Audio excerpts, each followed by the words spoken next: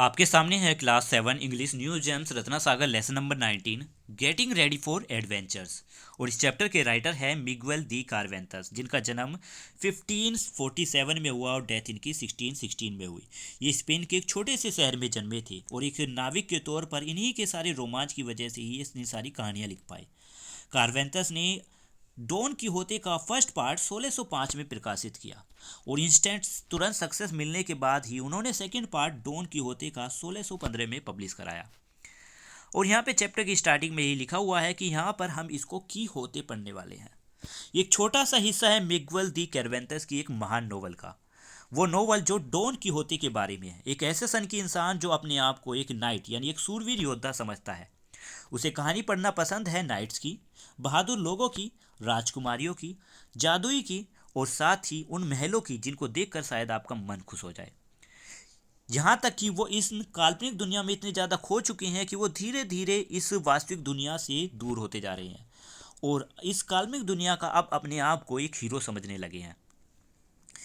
तो कहानी को, इस चैप्टर को अब आगे स्टार्ट करते हैं। लिखा हुआ है कि बहुत साल पहले स्पेन में एक पुराने रीति रिवाजों वाला एक इंसान रहा करता था जिसकी उम्र 50 से ज़्यादा हो चुकी थी। वो थोड़ा लंबा और दुबला था, उसका चेहरा पतला था, नाक लंबी थी और बाल भी ग्रे हो रहे थे, यानी अब बूढ़ा हो रहा था वो।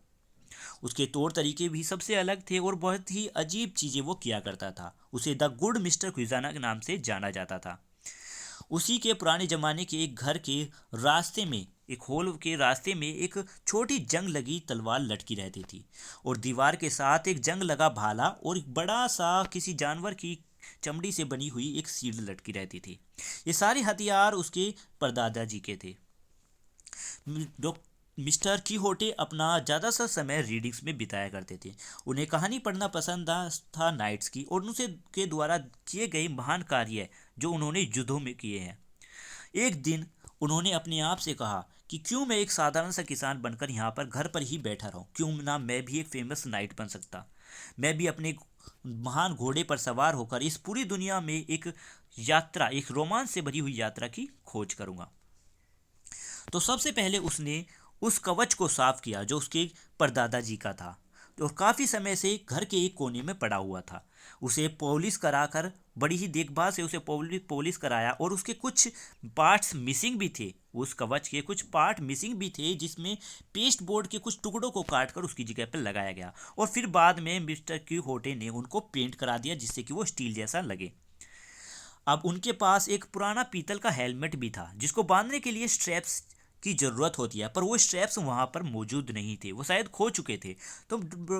तो मिस्टर कीहोटे ने उनकी भी मरम्मत की। उन्हें कुछ हरे रिबन्स मिल गए जिनको उन्होंने उन स्ट्रैप्स की, उन पट्टियों की जगह पर लगा दिया और फिर बाद में उन सभी को उठाकर बड़े ही गर्व से ये सोचने लगे कि एक इंसान द्वारा एक किया गया ये महान कार्य, एक महान चीज़ इन्होंने बनाया है और ये अब इनके सिर पर सजने वाला है। अब इन्हें एक घोड़े की ज़रूरत थी क्योंकि किसी भी सूरवीर योद्धा को एक महान घोड़े की ज़रूरत होती है। तो उन्होंने एक बेचारे जानवर के बारे में सोचा जो खलियान में था। वो इनको बिल्कुल एक योद्धा के युद्ध में लिए गए घोड़े के समान लगता है। तो उन्होंने सोचा कि ये भी एक ऐसा ही घोड़ा है जिसे युद्ध में ले जाया जा सकता है। तो वही घोड़ा इन्होंने अपने लिए सोच लिया कि उन्होंने सोचा कि ये मुझे बड़ी ही बहादुरी के साथ, बड़ी ही शानो शौकत के साथ मुझे अपनी पीठ पर बैठाकर ले जाएगा। अब मैं अपने आप को डॉन कीहोते नाम से पुकारूंगा क्योंकि मैं डिस्ट्रिक्ट ला मांचा में रहता हूँ, तो मुझे पूरी दुनिया डॉन कीहोते दा ली मांचा के नाम से जानेगी और इससे बढ़कर वो नाम हो भी क्या सकता है। एक दिन डॉन कीहोते ने अपना आर्मर यानी अपना कवच पहन लिया और साथ ही वो हेलमेट भी, और अपनी तलवार को अपनी बेल्ट, अपनी कमर की बेल्ट से लगा ली और वो ढाल जो चमड़े की बनी हुई थी उसको अपने कंधों से लटका लिया और सीधा चल दिया खलियान की तरफ जहाँ पर उसका वो घोड़ा था और उसमें वो हिस्सा लगाया जिस पर कोई भी घुड़सवार बैठता है। फिर उस पर बैठकर वो बड़ी ही शांति से उस सोए हुए गांव से गुजर रहा था और साथ ही उन खेतों से भी, और अपने आप से बोल रहा था कि मुझे विश्वास है कि आज हमारी किसी यात्रा से, रोमांच भरी यात्रा से मुलाकात होने वाली है। पर जल्द ही उसे महसूस हो गया कि वो एक नाइट नहीं है, एक सूरवीर योद्धा नहीं है, क्योंकि किसी भी इंसान ने उसे वो सम्मान नहीं दिया जो एक सूरवीर योद्धा को दिया जाता है। क्या उसे घर लौट जाना चाहिए?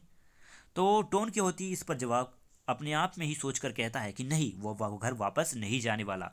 वो आगे बढ़ेगा और कोई भी पहला इंसान, कोई भी महान पहला इंसान उसे मिलेगा, वही इसे नाइट्स बनाएगा। तो उसने अपनी जर्नी को, इस यात्रा को जारी रखा। घंटे बीत गए, पर ना तो इस इंसान यानी डॉन कीहोती और ना ही उसका बीस्ट यानी घोड़ा, ना तो इस इंसान और ना ही इसका घोड़ा, इसको समय और दूरी का पता चला। घोड़ अपनी मीठी घास को चरता चरता सीधा पहाड़ी के ऊपर पहाड़ी के ऊपर तक पहुंच गया अपने मास्टर को लेकर, जहां पर एक घाटी थी। वहां से डॉन कीहोती ने देखा एक इन यानी एक ऐसी जगह जहां पर कोई भी यात्री अपना थोड़ा समय बिताता है रहने के लिए। एक हम यहाँ पर इनको धर्मशाला कह सकते हैं। तो यहाँ पर डॉन कीहोती को एक धर्मशाला मिली। तो उसने अपने आप से कहा कि मैंने कहा था ना, अपने आप से मुझे लग ही रहा था कि हम एक रोमांच भरी यात्रा में जाने वाले हैं। उसने अपनी घोड़ की सारी लगाम को खींचा और सीधे उस हिल से, उस पहाड़ी से नीचे उतरने लगा, ये कल्पना करते हुए कि ये धर्मशाला नहीं, कोई महान महल है, एक बड़ा महल है जिसके 4 टावर है और इसके बीच में एक गहराई, एक वैली भी है और एक ब्रिज भी लगा हुआ है। बड़ी ही खुशी के साथ, जैसे पूरी दुनिया की खुशी उसे मिल गई हो, वो सीधा उस धर्मशाला के दरवाजे तक पहुंच गया। उस इनकीपर, अब उस धर्मशाला का जो मालिक है वो इनकीपर, हम इसे इनकीपर ही पढ़ेंगे, वो इनकीपर डॉन कीहोती को आते हुए देख रहा था कि वो घुड़सवार कि सीधा उसी की तरफ आ रहा है। तो उसकी स्वागत के लिए वो इनकीपर बाहर खड़ा होकर आ गया। उसकी बहुत ज़्यादा हंसी छूट रही थी उस डॉन कीहोती को देखकर, क्योंकि वो ऐसे कपड़े पहनकर आया था जिन कवच और हथियारों को एक युद्ध में पहनकर जाया करते हैं। फिर भी उस इनकीपर ने अपनी हंसी को रोका, अपने आप पर काबू किया। उसने कहा, डॉन कीहोती, सर नाइट यानी डॉन कीहोती को ये बोल रही हैं, क्या आप मुझे ये सम्मान देंगे कि आप घोड़े से उतरे और हमारी मेहमान नवाजी का मौका दें? पर मेरे पास अभी कोई बेड तो नहीं है, पर अगर आप चाहें तो मैं आपके लिए इसका इंतजाम कर सकता हूँ। यानी कौन कह रहा है ये? इनकीपर कह रहा है। डॉन कीहोती अभी भी उस महल को, उस इन को एक महल समझ रहा था और उस इनकीपर को एक गवर्नर समझ रहा था वहाँ का। तो उस एक आवाज़ होती है ना, एक शाही आवाज़, जिसमें वो बोलता है, एक शाही आवाज़ है, मिस्टर कैस्टिलानो, ठीक है, मिस्टर कैसिलानो, कुछ भी चीज़ मेरे लिए काफ़ी है और कोई भी बेड मेरे लिए युद्ध के मैदान से ज़्यादा अच्छा नहीं है। तो इनकीपर इस पर जवाब देता है कि आपने बहुत ही अच्छा कहा, आप बहुत ही अच्छा बोलते हैं, क्या आप अंदर आना चाहेंगे? और इतना कहते ही वो घोड़े की उस लगाम को, रस्सी को पकड़ लेता है और फिर बाद में डॉन कीहोती भी उस घोड़े से नीचे उतर जाता है और कहता है इनकीपर से कि इस घोड़े की बड़ी ही अच्छे से देखभाल करना, ऐसा घोड़ा आपको यूनिवर्स में कहीं भी नहीं मिलेगा। इनकीपर वादा करता है और घोड़े को अस्तबल की तरफ ले जाता है। जब वो वापस आता है और देखता है इनकीपर कि डॉन कीहोती अपने उस कवच को निकालने की कोशिश कर रहा है और उस कवच के साथ साथ वो हेलमेट इतना ज़्यादा फंस चुका था जिसमें रिबन्स लगे हुए थे, जिसको रिबन्स को काटे बिना उसको बाहर नहीं निकाला जा सकता था। फिर डॉन कीहोती ने चिल्लाकर कहा कि कोई भी मेरे इस आर्मर्स को, इन रिबन्स को हाथ नहीं लगाएगा। और काफ़ी मुशक्क़त और काफ़ी कोशिश करने के बाद उसने, डॉन कीहोती ने उन सारे कवच और हेलमेट को ऐसे ही छोड़ दिया। ये बड़ी ही फनी सिचुएशन लग रही थी इस इंसान को देखकर, जिसके सिर पर एक ऐसा हेलमेट लगा हुआ था जिसकी मरम्मत की गई थी। फिर इनकीपर कहता है, सर नाइट, क्या आप कुछ खाना चाहेंगे? डॉन कीहोती जवाब देता है, हाँ वो कुछ खाना चाहेंगे। और ये बहुत ही मुश्किल काम था इस बेचारे डॉन कीहोती के लिए अपने मुंह तक खाना पहुंचाना, क्योंकि उसका हेलमेट उसके बीच रास्ते में आ रहा था। फिर भी उसने काफ़ी कोशिश करके अपने दोनों हाथों से किस तरीके से मैनेज किया और उस खाने को खाया। तब खाने खाते खाते वो तुरंत एक अचानक से रुक गया, क्योंकि उसके मन में एक विचार आ रहा था। उसके मन में विचार आ रहा था कि वो अभी भी एक नाइट नहीं है। उसने खाना खाना बंद कर दिया और वो लास्ट टुकड़ा, वो आखिरी टुकड़ा भी उस थाली, उसके टेबल की थाली में रह गया। उसकी भूख अब मर चुकी थी।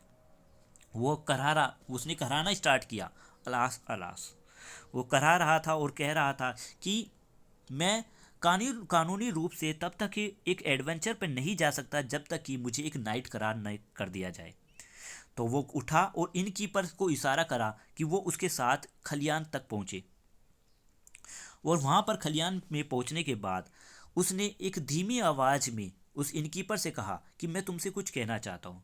और इतना कहते ही वो इनकीपर के कदमों में गिर पड़ा और कहा कि मैं तब तक नहीं उठूंगा जब तक कि आप मुझसे वादा ना कर दें कि आप मेरी इच्छा को पूरी करेंगे, वो इच्छा जो मैं आपसे मांगने वाला हूँ।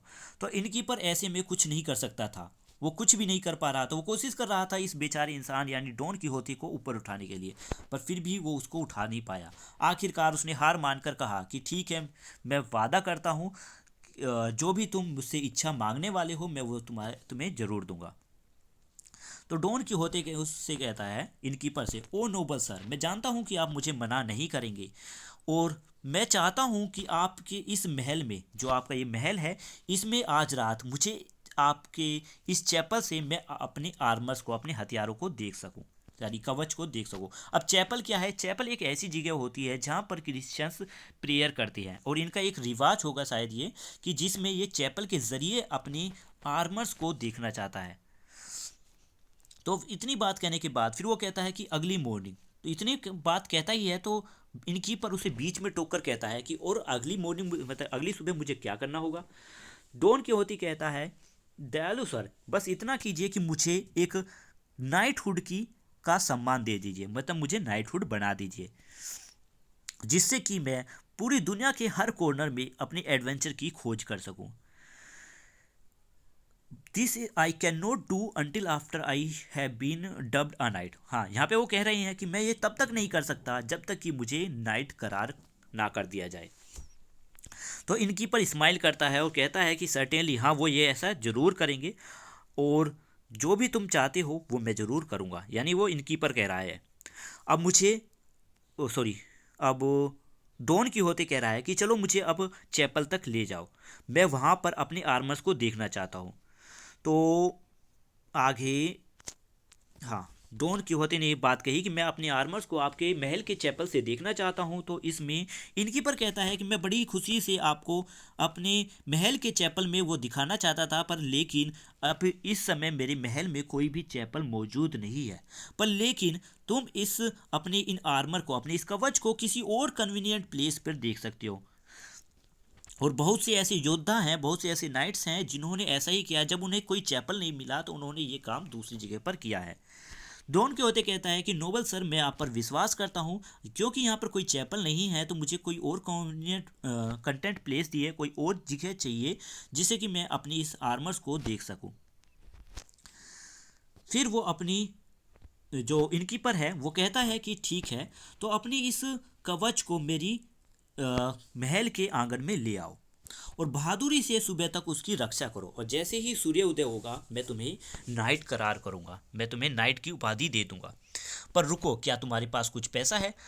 तो इस पर डॉन कीहोती जवाब देता है कि मेरे पास कोई भी पैसा या कोई पैनी नहीं है। मैंने कभी नहीं सुना कि कोई नाइट अपने साथ पैसा लेकर चलता है। तो यहाँ पर इनकीपर कहता है कि तुमने तो ये बहुत बड़ी गलती की है, कि बुक में ये कभी नहीं लिखा होता, जो तुमने बुक्स पढ़ी है उसमें कभी नहीं लिखा होता कि कोई भी शूरवीर ऐसे पैसे लेकर चलता है। ऐसा इसलिए है क्योंकि कोई भी राइटर इन सभी को जरूरी नहीं समझता, इन साधारण चीज़ों की जैसे पैसे और शर्ट्स को, इनके बारे में बुक्स में लिखना। तो डॉन कीहोती कहता है कि मुझे आपकी बात सही लग रही है, पर मैंने इस बारे में कभी भी सोचा नहीं था।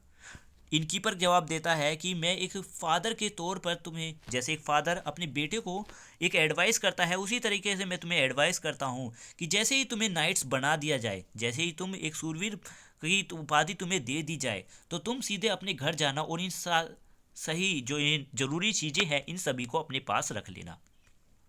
डॉन कीहोती कहता है कि मैं आपकी आज्ञा मानता हूँ। तो इतना कहने के बाद वो अपनी उस कवच को उस आंगन में ले जाता है, जहाँ पर घोड़े को एक लेड एक ऐसी जगह है जहाँ पर घोड़े या किसी जानवर को पानी पिलाया जाता है। तो वहाँ पर कुएं के पास ही एक लेड रखा हुआ था जिसमें वो अपने उस आर्मर को, अपने कवच को डाल देता है और फिर उसके बाद इधर से उधर घूमने लगता है, अपने आप को इस तरीके से मतलब वो इस तरीके से चलता है कि जैसे कोई सैनिक अपना सिर ऊपर करके अपनी ड्यूटी पर चल रहा हो, और साथ ही उसका ओल्ड पैच हेलमेट जिसकी मरम्मत उसने की थी वो उसके चेहरे से लटक रहा था, और उसके एक भयानक सा दृश्य दे रहा था उसके चेहरे पर। तो रात के समय जब वहाँ पर बहुत सारे गेस्ट थे, उन्हीं में से एक गेस्ट ने अपने सॉरी हाँ, तो रात के समय बहुत सारे गेस्ट थे, उनमें से एक म्यूल ड्राइवर था। एक म्यूल ड्राइवर यानी एक खच्चर खच्चर चलाने वाला, जो अपने खच्चर को पानी पिलाने के लिए वहाँ कुएं पर आया हुआ था। इतने में ही उसने डॉन किहोते का वो आर्मर, वो कवच अलग हटा दिया, जिससे डॉन किहोते नाराज हो गया और उसने उस आदमी के चेहरे पर वार कर दिया। इतना होने के बाद उस आदमी यानी उस गेस्ट के बाकी दोस्त भी दौड़ते दौड़ते उस बार्नयार्ड में पहुंच गए। जब डॉन किहोते ने उन्हें अपनी तरफ आते हुए देखा तो बड़ी बहादुरी से उसने अपनी शील्ड को आगे किया और अपनी तलवार निकाल ली और बड़ी बहादुरी से उनके सामने खड़ा रहा और चिल्लाया कि अगर हिम्मत है तो मेरे पास आ जाओ। ठीक है, इतना कहने के बाद इनकीपर भी वहां पर पहुंच जाता है और इनकीपर कहता है कि इसे अकेला छोड़ दो, ये किसी को नुकसान नहीं पहुंचाएगा, ये सिर्फ एक नाइट बनना चाहता है, इसने अपने सेंसेस को खो दिया है बुक्स को पढ़ने के बाद। अब यहाँ से जाओ और इसे अकेला शांति से छोड़ दो। इनकीपर बड़ी ही प्यार से डॉन किहोते को कहता है कि बड़ी बहादुरी से तुमने अपनी कवच की सुरक्षा की है और तुमने ये साबित कर दिया है कि तुम्हें एक नाइट बनने के लायक हो। मैं तुम्हें ज़्यादा देर ना करते हुए एक नाइट बनाने वाला हूँ। डॉन किहोते कहता है इससे बढ़कर मेरे लिए और कुछ हो ही नहीं सकता। इनकीपर अपने सभी गेस्ट को और सर्वेंट्स को बुलाता है उस सेरेमनी में। अब सेरेमनी यानी उस जगह जहाँ पर इनको एक नाइट की उपाधि मिलने वाली है, उस जगह सभी लोग इकट्ठा होते हैं और यहाँ पर इनकीपर एक बुक को पढ़ने का नाटक करता है। ठीक है, सॉरी, एक बुक यहाँ पे लाई जाती है जो शायद ये इनकीपर अकाउंट्स लिखने के लिए यूज़ किया करता था। डॉन किहोते अपनी आंख बंद कर कर वहीं पर अपने कवच के पास खड़ा रहता है। इनकीपर एक बुक को पढ़ने की एक्टिंग करता है, एक नाटक करता है। डॉन किहोते वहाँ पर अब उस बार्नयार्ड में अपने घुटनों को के बल बैठा हुआ था। इनकीपर खड़ा होता है, ठीक है, इनकीपर खड़ा होता है और अब उसकी तलवार से इनकीपर खड़ा होता है और कुछ वर्ड्स को बड़बड़ाता है जिनका कोई मतलब ही नहीं था। फिर बाद में डॉन किहोते की गर्दन पर उस तलवार से, जो तलवार वो लेकर आया था, उससे उसकी जो कंधे हैं, कंधे नहीं, यहाँ पे बैक है, कमर को थपथपाता है और इतने कहने के बाद वो कहता है ऑलराइट, ठीक है नाइट्स, अब तुम डॉन किहोते ला मांचा के नाम से जाने जाओगे। सभी योद्धाओं में, सभी लोगों में सबसे बहादुर, और ऐसे ही बहादुर बने रहना। इतना कहने के बाद डॉन किहोते खड़ा होता है। उसे महसूस होता है कि वो एक सच्चा नाइट, एक सच्चा सूरवीर बन चुका है और वो एक बहादुरी वाले काम करने के लिए अब तैयार है। इतना कहने के बाद ये कहानी यहीं पर ख़त्म होती है।